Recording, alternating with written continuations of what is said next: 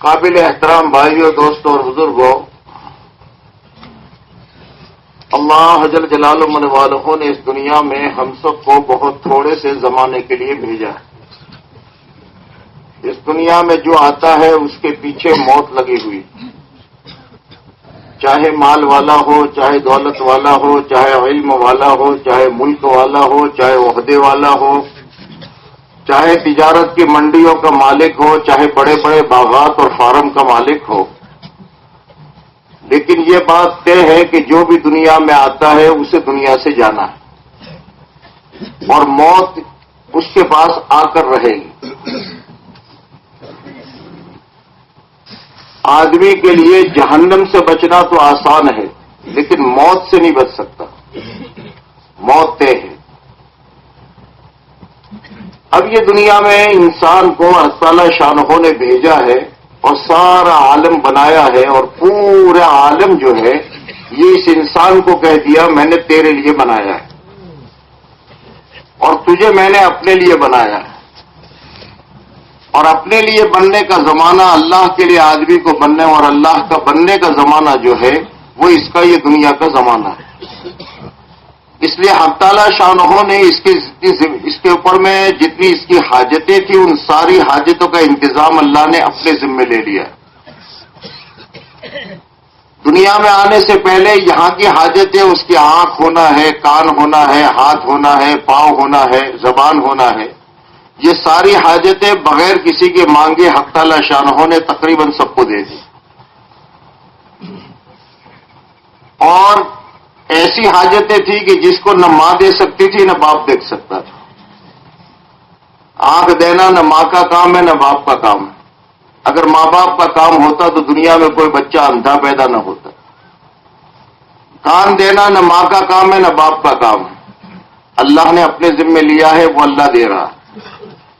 اس دنیا میں جب آئے تو دنیا میں آنے کے بعد میں ہماری حاجتیں وہیں سے شروع ہوئی، لیکن ان حاجتوں کا انتظام بھی حق تعالی شانہ نے فرما دیا کہ نہ ہمارے پاس میں دانت تھے کہ جس سے ہم کاٹیں، نہ ہمارے ہاتھوں میں وہ طاقت تھی کہ لقمے کو پکڑ کر کے ہم منہ میں رکھیں، لیکن اللہ نے دو چشمے ماں کی چھاتی کی شکل میں ظاہر کیے اور ضرورتیں پوری کی۔ دنیا میں جب تک ہے وہاں تک حق تعالی شانہ نے روزی کی ذمہ داری اپنے ذمے لے لی کہ جیسے تمام دنیا میں آنے والے جانوروں کی روزی میں پوری کرتا ہوں اور میں دیتا ہوں۔ صبح کو پرندہ خالی پیٹ جاتا ہے، شام کو اپنے گھونسلے میں جب لوٹتا ہے تو بھرے ہوئے پوٹے کے ساتھ آتا ہے۔ بڑے بڑے جانور دنیا میں ہے، لیکن نہ کسی کے پاس دکان، نہ کسی کے پاس کھیت، نہ کسی کے پاس کارخانہ، نہ کسی کے پاس عہدہ۔ سارے جانور برابر کھا رہے ہیں، پی رہے ہیں، زندگی گزار رہے ہیں۔ ایسے ہی اس انسان کی بھی ذمہ داری حق تعالی شانہ نے اپنے ذمے لی ہے کہ میں تجھے روزی دوں گا، اور اس کے دنیا میں آنے سے پہلے یہ کیا کھائے گا اس کی ساری آئٹمیں بھی لکھ دی، کون کیا کھائے گا، کیا پیے گا، کہاں رہے گا، کہاں شادی کرے گا، کتنے بچے ہوں گے، کیا ہوگا، سارا سب کچھ تفصیلی اللہ نے اس دنیا کے، اس انسان کے نہیں، اس دنیا کے بننے سے 50,000 سال پہلے لکھا جا چکا۔ یہ تمام ذمہ داریاں حق تعالی شانہ نے اپنے ذمے لے لی اور اس انسان کو کہہ دیا اب تو فارغ ہو جا اور تیرا کام ہے میرے پاس تجھے آنا ہے، اس آخرت کو بنانے کے لیے میں تجھے دنیا میں بھیج رہا ہوں۔ اس دنیا میں تو میری مرضی پر چلے گا اور اپنے آپ کو بنا کر کے آئے گا تو ہمیشہ کے لیے باغ و بہار میں رہے گا۔ میں نے تیرے لیے جنت ایسی بنائی ہے، اور جنت کے صفات حق تعالی شانہ نے بتائے کہ کم سے کم ادنا سے ادنا جنتی کو جو جنت دی جائے گی وہ دنیا سے 10 گنا بڑی ہوگی، اور اس میں حور و غلمان ہے، اس میں باغات ہے، اس میں مکانات ہے، اس میں بڑے بڑے حق تعالی شانہ نے خوشنما محل تیار کر رکھے ہیں، سب کچھ اللہ نے بنا رکھا ہے۔ وہ سارا میرے پاس اگر تیرا اس وقت پورا ہوگا جب دنیا میں تو اپنی ذمہ داری پوری کر کے آئے گا۔ دنیا میں اس انسان کو حق تعالی شانہ نے 2 ذمہ داریاں دی، خصوصاً جناب رسول اللہ صلی اللہ علیہ وسلم کے امتی کو 2 ذمہ داریاں حق تعالی شانہ نے دی۔ ایک ذمہ داری ہے اپنی ذات سے دیندار بننا، اور دوسری ذمہ داری ہے پوری دنیا کے انسان دیندار بن جائے، اس کی محنت۔ یہ دو ذمہ داریاں ہر ایک پر ہے، عالم پر بھی ہے، حافظ پر بھی ہے، اور تاجر پر بھی ہے، کھیتی کرنے والے پر بھی ہے۔ دنیا میں جو بھی حضور پاک صلی اللہ علیہ وسلم کی امت میں پیدا ہوا، اس پر اللہ کی طرف سے یہ دو ذمہ داریاں ہیں۔ اپنی ذات سے دیندار بنو، اور دنیا میں دین عام ہو جائے اور ہر انسان کی زندگی میں دین آ جائے، اس کی محنت کرو۔ ہر انسان کو دیندار بنانا اس انسان کے ذمہ، بندے کے ذمہ نہیں۔ ہر انسان کی زندگی میں دین آ جائے، اس کی محنت کرنا اس کے ذمہ ہے، اور یہ ذمہ داری ہے۔ ثواب کی چیز سے خالی نہیں ہے کہ صاحب دین کا کام کرو، لوگوں کو نماز کا کہو، لوگوں کو روزے کا کہو، لوگوں کو کلمہ سکھاؤ، لوگوں کو کلمے پر محنت کراؤ تو ثواب ملے گا۔ ثواب تو ملے گا، لیکن خالی ثواب نہیں ہے، ذمہ داری ہے۔ ثواب کا مسئلہ ایسا کہ کرو تو ملے، نہ کرو تو کچھ نہیں۔ لیکن ذمہ داری ایسی چیز ہے کہ جو کرو تو لوگوں کے محبوب بنو، اللہ کے محبوب بنو، اور نہ کرو تو انسانوں میں متنفر اور انسانوں میں نفرت اور اللہ کی یہاں بھی مقبوض ٹھہرے گا۔ جیسے دنیا میں ایک آدمی شادی کرتا ہے، شادی کر کے بیوی کو گھر لاتا ہے، بچے اس کے ہو گئے، اپنی ذات سے کما کر کھانا، اپنے بچوں کی کھانے کا پورا کرنا، یہ اس مرد کے ذمہ ہے جو اس کا عورت کا شوہر ہے، جو اس بچوں کا باپ ہے۔ اگر یہ اپنی ذمہ داری کو پورا کرتا ہے تو بچے بھی اس کا مانتے ہیں، بیوی بھی اس کا مانتی ہے، سماج میں بھی اس کی عزت ہوتی ہے، لوگ چاروں طرف سے کہتے ہیں بھائی ماشاءاللہ بہت اچھا۔ ایسا نہیں ہے کہ خالی ثواب نہیں، بچے کو کھانا کھلائے گا اس پر ثواب بھی ملے گا، بیوی کے نفقے کو پورا کرے گا اس کا ثواب بھی ملے گا، اور فرمایا صدقہ جو ہے سب سے افضل وہ ہے جو آدمی اپنے اہل پر خرچ کرے۔ لیکن اس ثواب کے ساتھ ذمہ داری ہے۔ اگر کسی نے اپنے اہل خانہ کو نان و نفقہ نہیں دیا تو اتنا نہیں ہے کہ اس کا ثواب نہیں ملے گا، پورے سماج میں یہ آدمی قابل نفرت بن جائے گا، پڑوسی بھی اس سے نفرت کریں گے، محلے والے بھی اس سے نفرت کریں گے، سماج میں اس کی کوئی عزت نہیں ہوگی۔ یہ اپنے بچوں کو کھانا نہیں دیتا، یہ اپنے بچوں کا کپڑا نہیں دیتا، یہ اپنے بچوں کو لا کر کے کوئی سائے کا انتظام نہیں کرتا، سماج میں بھی اس کی نفرت ہوگی، اور جو ذمہ داری پوری نہیں کرے گا اللہ کی ابھی وہ پکڑا جائے گا۔ ایسے ہی یہ دین کی محنت جو ہے صرف اتنا نہیں ہے کہ صاحب میں نے کر لیا تو مجھے ثواب ملا، گشت میں چلا گیا تو مجھے ثواب ملا، نہیں کیا تو کچھ بھی نہیں، ایسا نہیں، یہ ذمہ داری ہے۔ تو یہ دو ذمہ داری ہم پر ہے، اپنی ذات سے دیندار بننا اور پوری دنیا میں دین کی محنت ہو، اس کے لیے دین کی محنت کر کے پورے عالم میں دین زندہ ہو جائے، اس کے لیے ہم اپنے بس کا کریں گے۔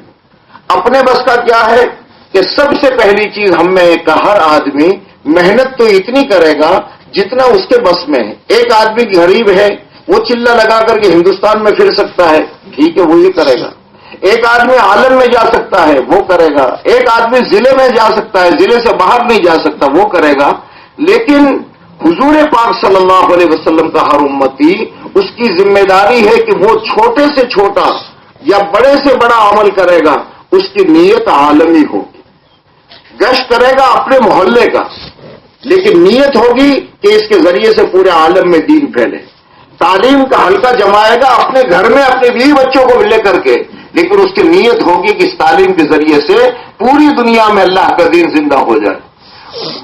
اپنی مسجد کی تعلیم کر رہا ہے تو مسجد کی تعلیم تو 10, 15, 25, 50 آدمیوں کے درمیان کر رہا ہے، لیکن سننے والے کی اور سنانے والے کی، ان دونوں کی نیت یہ ہے کہ ہمارے اس عمل کے ذریعے سے اللہ مجھے بھی دین دے دے اور پورے عالم کے بسنے والے انسانوں کو دے دے۔ اس کے لیے یہ دعوت کی مبارک محنت ہے۔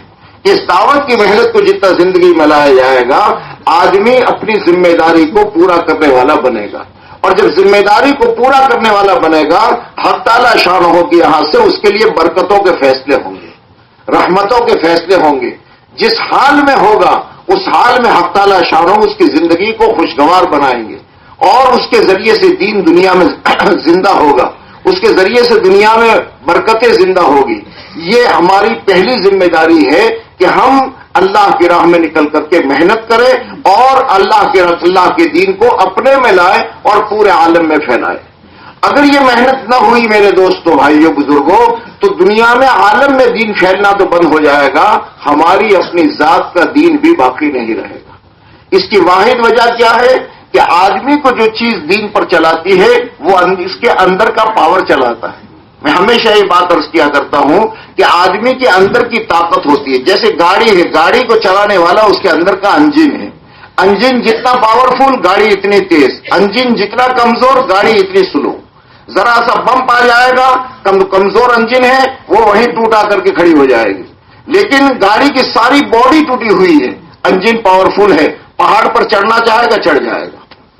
اندر کی ایمانی طاقت جو آج امت میں اور صحابہ میں جو فرق ہے، صحابہ کی ایمانی طاقت اتنی مضبوط تھی اور اتنا یقین اللہ کی ذات پر مضبوط تھا کہ پوری زندگی میں اللہ کے ہر امر پر، جس حال میں بھی اللہ کا امر آیا اور اللہ کے حکموں پر چلنا صحابہ کے لیے آسان ہو گیا۔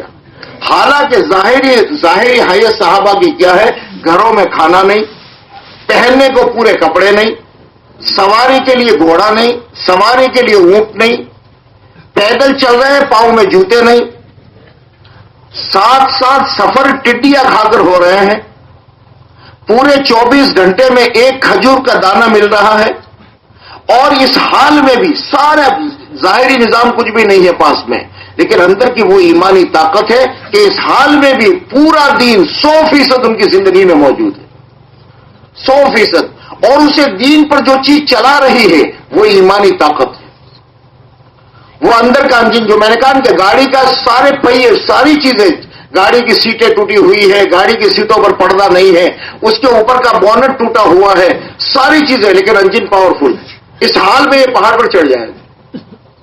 یہ حال تھا صحابہ کا، ایمانی طاقت وہ تھی۔ اور آج کا ہمارا دور کیا ہے کہ گاڑی باہر سے ٹپ ٹاپ بہت ہے، اس کا پردہ جو ہے بہترین محمل کا ہے، اس کا ہارن بہت اچھا ہے، اس کی ساری چیزیں بہت اچھی ہے، لیکن اس کے اندر کا انجن جو ہے وہ کمزور ہے۔ تو پہاڑ پر تو یہ کیا چڑھے گا، ذرا سی اونچائی آئے گی، یہ یہیں پر رکنا پڑے گا، پھر ٹو کرتے کرتے پھر آگے جائے گی بڑی مشکل سے۔ بعض مرتبہ تو اوپر چڑھایا ہے تو پیچھے سے دھکا دو، سب ہے کیا، اتنی بہترین گاڑی نظر ہے، سب کچھ ہے صاحب، اس کا انجن کمزور ہو چکا ہے۔ آج امت میں سب کچھ ہے، سہولتیں ہیں، مکانات ہیں، کپڑے بہترین ہیں، بولنے کی طاقت بہترین ہے، سمجھانے کے سارے اسباب موجود ہیں، سہولتیں ساری ہیں، لیکن آدمی کے سامنے جب دین آتا ہے تو اس کے لیے دین پر چلنا مشکل ہو جاتا ہے۔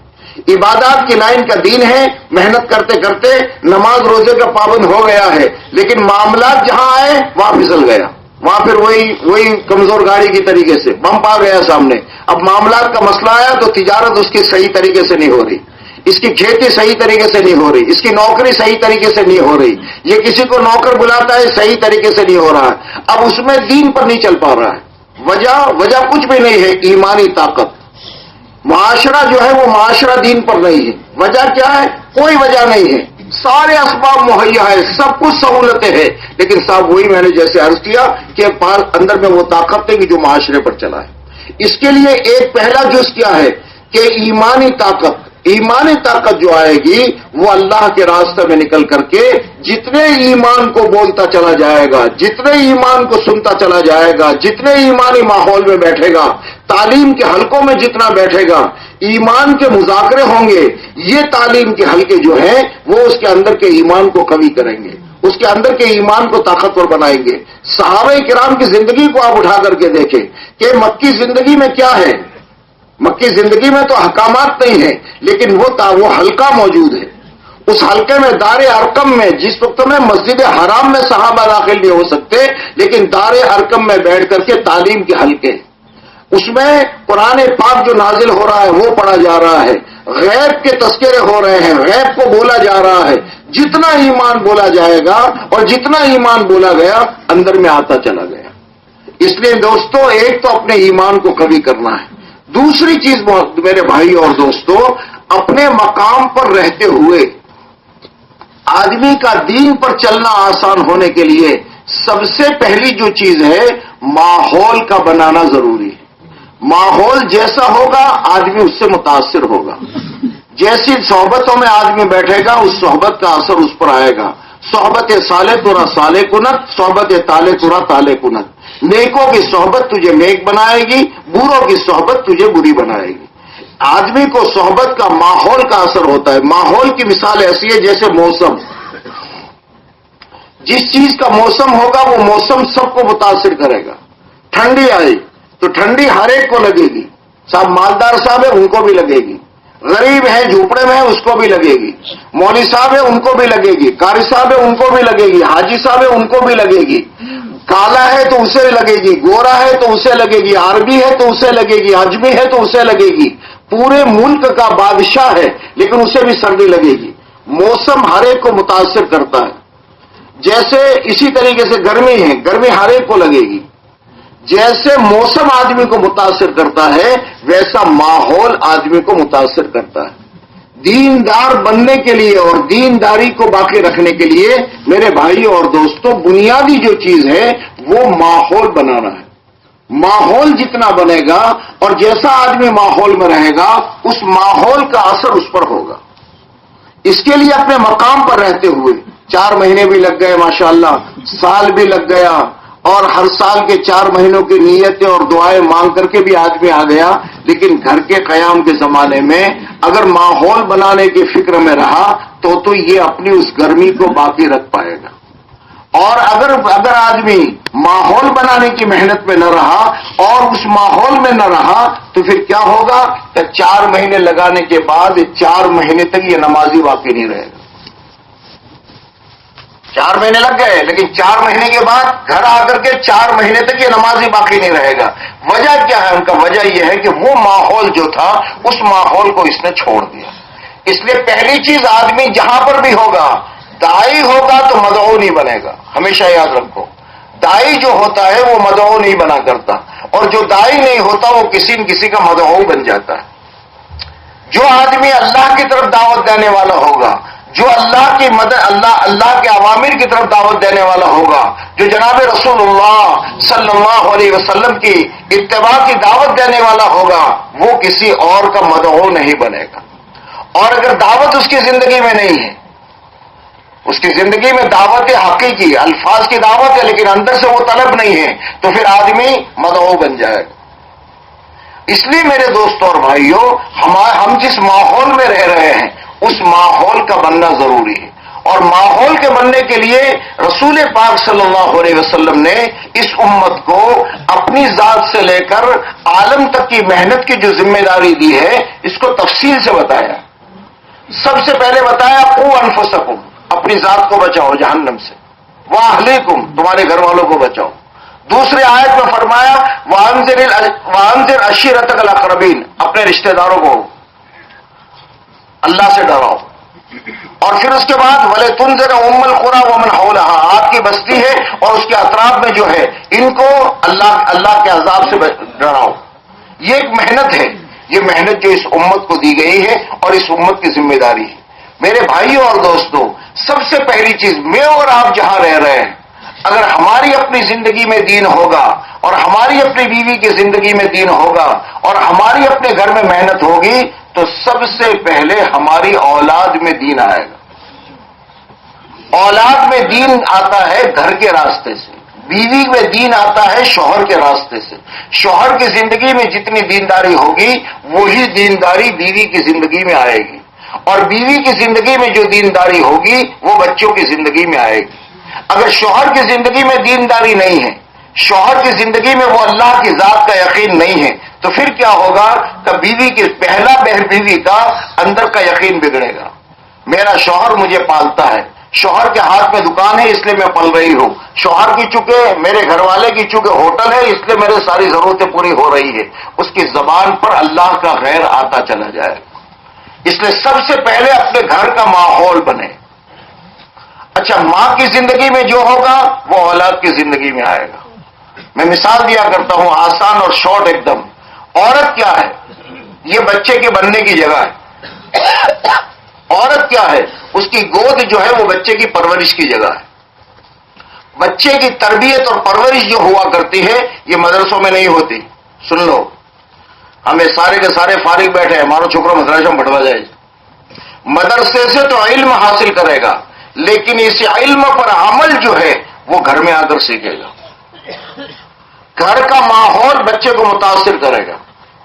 اس لیے آپ بچے کو بالکل، جو چھوٹا سا بچہ ہے نا، اس کو معمولی مت سمجھو۔ یہ چھوٹا بچہ جب تک بولتا نہیں اور جب تک اپنی مرضی سے کام چلتا پھرتا کرتا نہیں ہے، وہاں تک یہ بچہ کیا ہے پتا ہے؟ یہ ٹیپ ریکارڈ ہے، یہ ویڈیو ہے، یہ ہر گھر کی میں جو کچھ ہو رہا ہے وہ سارا اس کے اندر میں اپنی آنکھوں کے ذریعے سے اس کے اندر میں جمع ہو رہا ہے۔ جو کچھ گھر میں سن رہا ہے یہ بچہ، ماں کیسے بولتی ہے، ماں بیٹوں سے کیسے بات کرتی ہے، میرا باپ آ کر میری ماں سے کیسے بات کرتا ہے، اب یہ بچہ کر نہیں سکتا، لیکن آنکھوں سے برابر وہ سارا اپنے اندر میں کرتا ہے۔ جس دن اس کو یہ بولنا شروع کرے گا تو وہ گھر میں وہ بولے گا جو اب تک وہ دیکھتا آ رہا ہے۔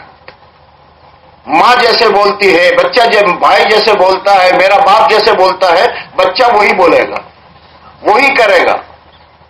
بچے کی تربیت گھر میں ہوا کرتی ہے۔ مدرسے میں علم بچہ حاصل کرتا ہے، لیکن وہ علم نافذ ہوتا ہے گھر میں، گھر کی تربیت کے اعتبار سے۔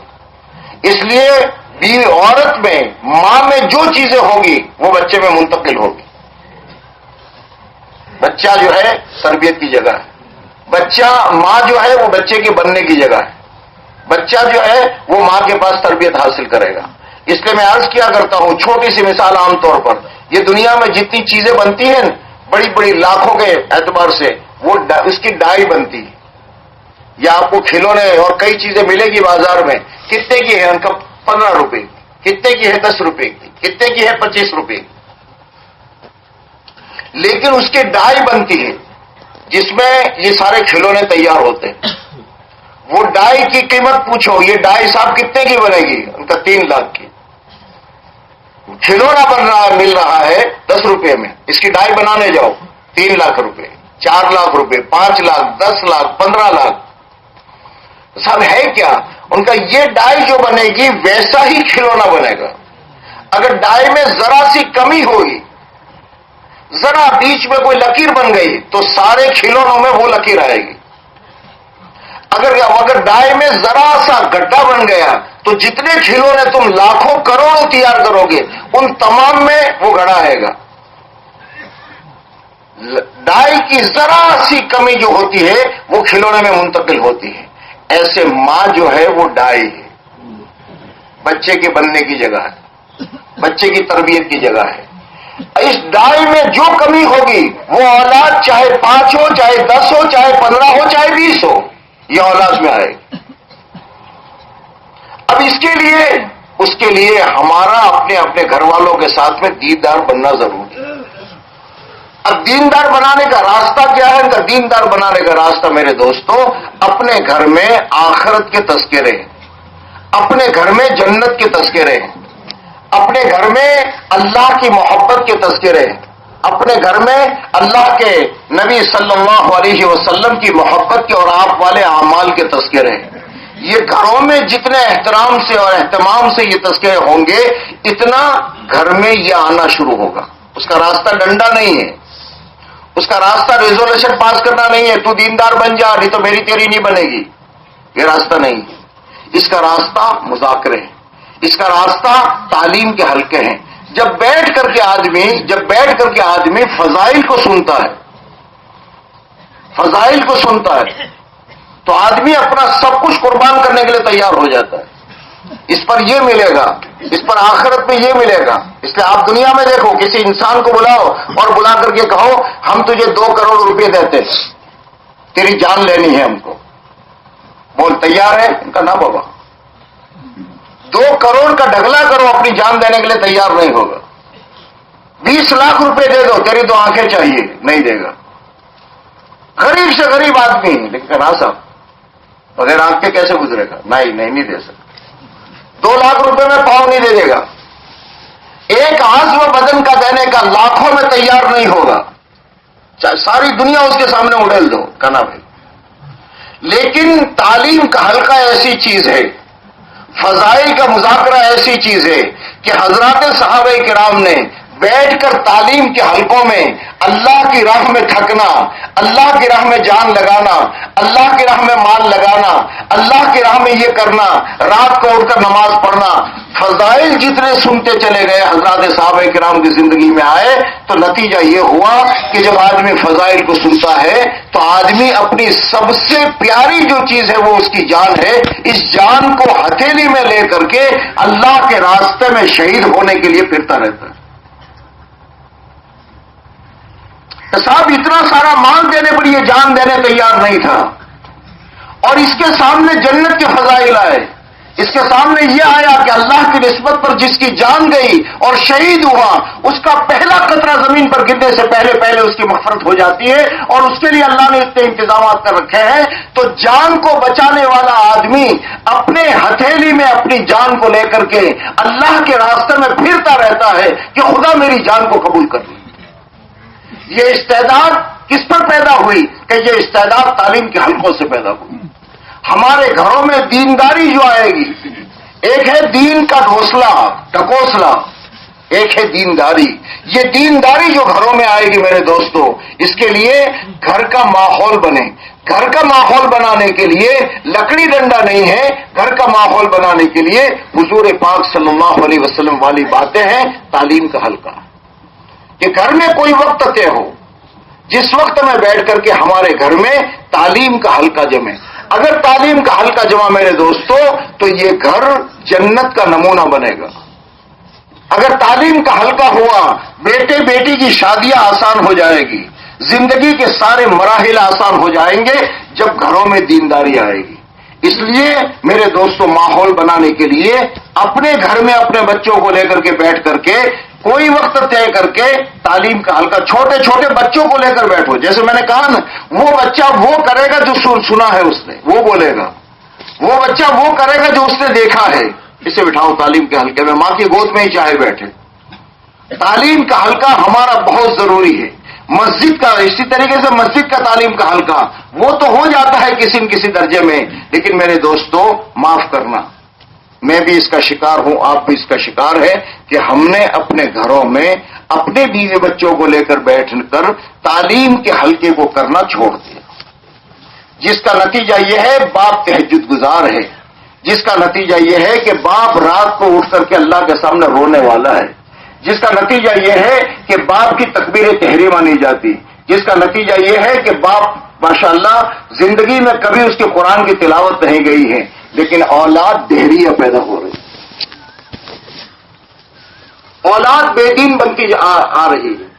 ہمارے بچوں میں دین کا ماحول نہ ہونے کی وجہ سے اور دینی تربیت نہ ہونے کی وجہ سے اس کے جذبات یہودی کے بن رہے ہیں، اس کے جذبات عیسائی کے بن رہے ہیں۔ سماج کی وجہ سے، سماج کی رکاوٹ کی وجہ سے آدمی پابند رہتا ہے، لیکن ذرا اس کو موقع ملتا ہے ذرا باہر نکلنے کا، تو باہر نکلتے ہی وہ کام کرتا ہے جو بے دین سے بے دین آدمی نہیں کر سکتا۔ اس میں اس اولاد کا قصور نہیں، ان بچے بچیوں کا قصور نہیں ہے، انہیں مت ڈانٹو۔ اس کے گھر میں، جس گھر میں یہ پلے بڑے ہیں، اس گھر میں کبھی اس کے باپ نے یا اس کی ماں نے اس بچے کو بٹھا کر کے یہ نہیں کہا کہ بیٹا تیرے دیندار بننے پر خدا تجھے کیا دے گا اور تیرے بے دین ہونے پر خدا تجھے کیسے اجاڑے گا۔ اس نے کبھی نہیں سنا۔ مدرسے میں بھیج دیا، مولوی صاحب نے پڑھا لیا، لیکن اس سے علم ملا، اسے زندگی میں کیسے آئے گا۔ اس کے لیے بہت اہمیت کے ساتھ ہمارے بچوں میں ہم بیٹھ کر کے گھر کی تعلیم کو زندہ کریں، یہ ہم سب کی ضرورت ہے۔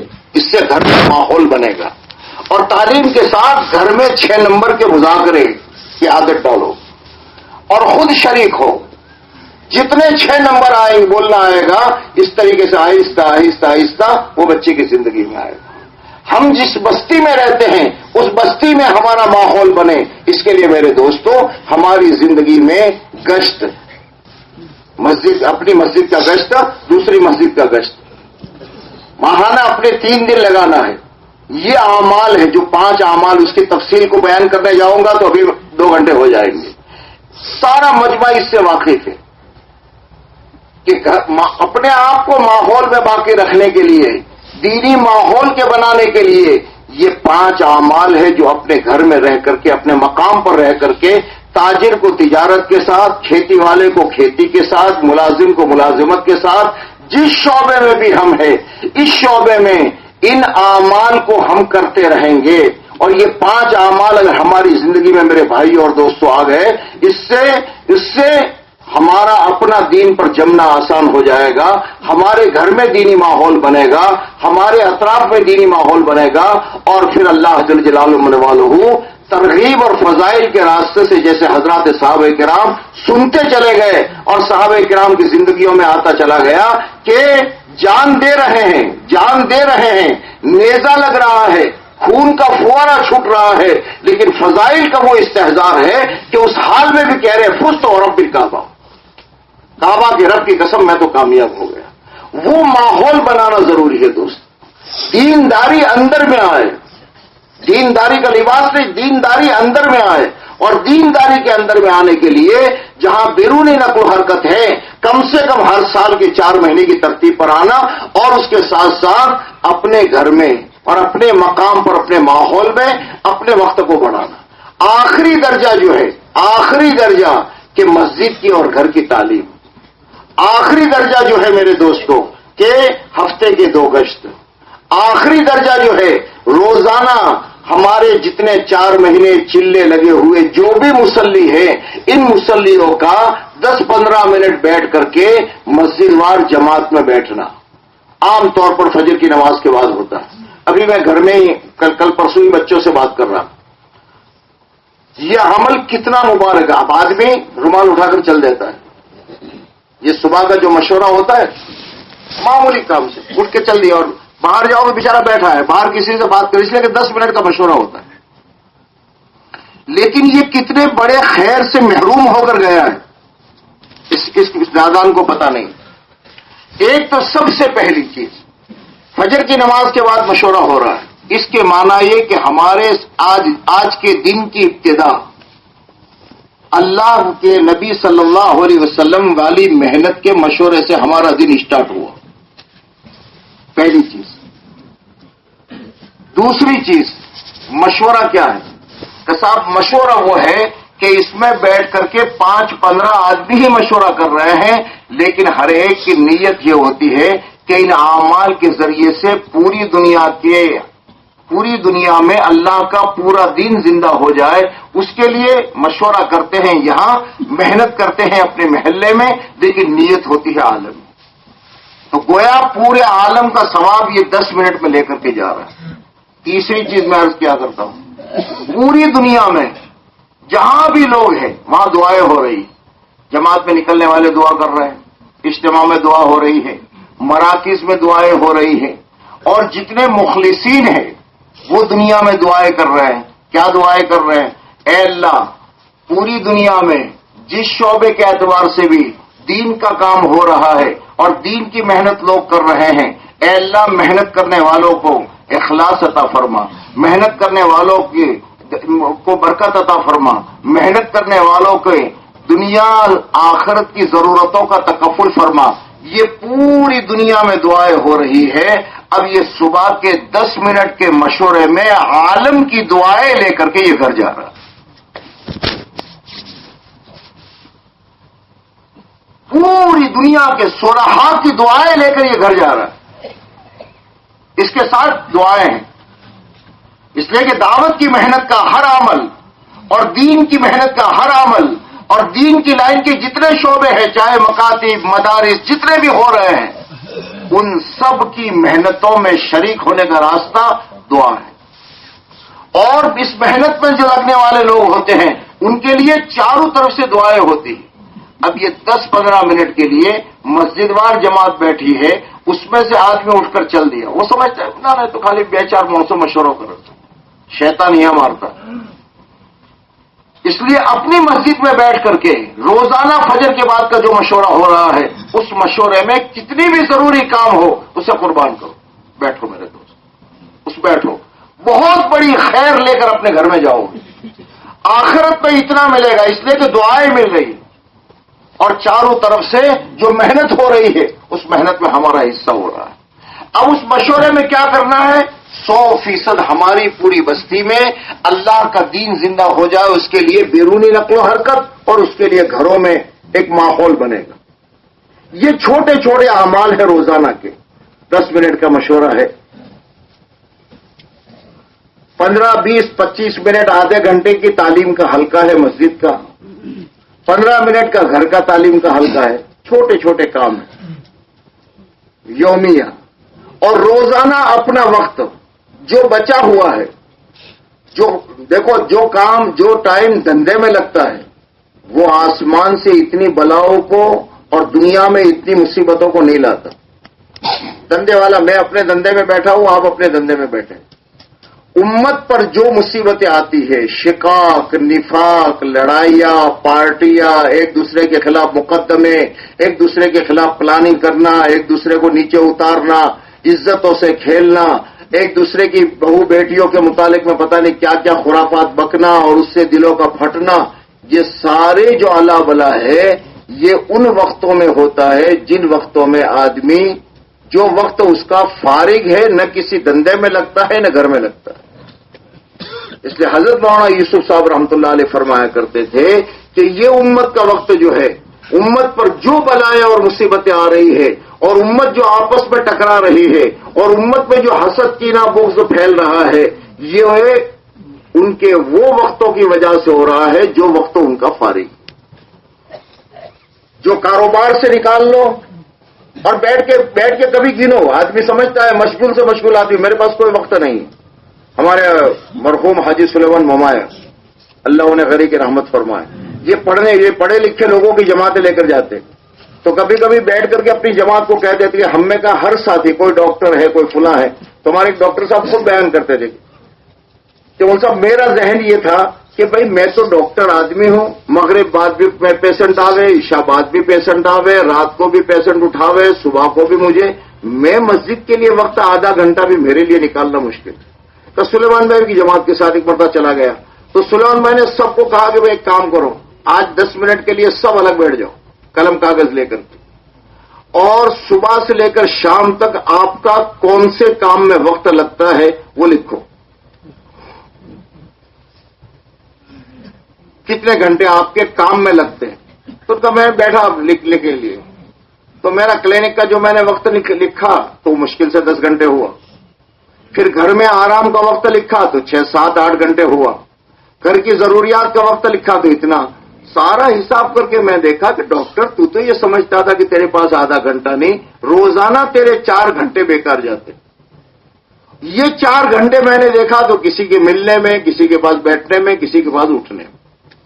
حضرت مولانا یوسف صاحب رحمۃ اللہ علیہ فرمایا کرتے تھے یہ فاضل وقت جو ہے نا، آدمی کا جہاں لگے گا اس چیز میں یہ مبتلا ہوگا اور اس کے ذریعے سے وہ چیز دنیا میں چلے گی۔ اگر اس کا یہ 4 گھنٹے یا 2.5 گھنٹے کا وقت جو فارغ ہے اگر مسجد میں لگا تو مسجد کی برکتیں اس کے گھر میں آئے گی، مسجد کی برکتیں اس کے محلے میں آئے گی، مسجد کے خیر اس سے عام ہوگی اور یہ اللہ کی رحمت کے سائے میں ہوگا۔ اور اگر یہ 4 گھنٹے اس نے مسجد میں نہ لگائے تو آٹومیٹک اس کا وہ وقت جو ہے وہ لگے گا بازار کے ماحول میں، بازار سے آٹومیٹک اس کا کنیکشن ہو جائے گا، مسجد سے جس کا کنیکشن ٹوٹا اس کا گندی نالی سے کنیکشن ہو جائے گا۔ اور گندی نالی کون سی ہے؟ میں نہیں کہہ رہا، اللہ کے نبی فرماتے ہیں شر البقاء الاسواق، جگہوں میں سب سے بری جگہ بازار ہے۔ یہ بازار جو ہے نا چائے پینے کے لیے نہیں ہوتا، یہ بازار ہمارا سمجھدار، ہمارا تبلیغی لائن کا، ہمارا ماشاءاللہ پڑھے لکھوں کا طبقہ، ہر لائن کا طبقہ گھنٹوں بازار میں بیٹھا ہے، گھنٹوں۔ چائے تو آدھی پی لیتا ہے لیکن 2 گھنٹے سے چلو ذرا بازار مجھے بیچ۔ یہ تو ایسا ہے جیسے کوئی آدمی یہ کہے کہ جھاڑو اکڑا اوپر جن بیچیے۔ کیوں ہو رہا ہے؟ مسجد سے کنیکشن جتنا کمزور ہوتا چلا جائے گا وہ کنیکشن بازار سے مضبوط ہوتا چلا جائے گا۔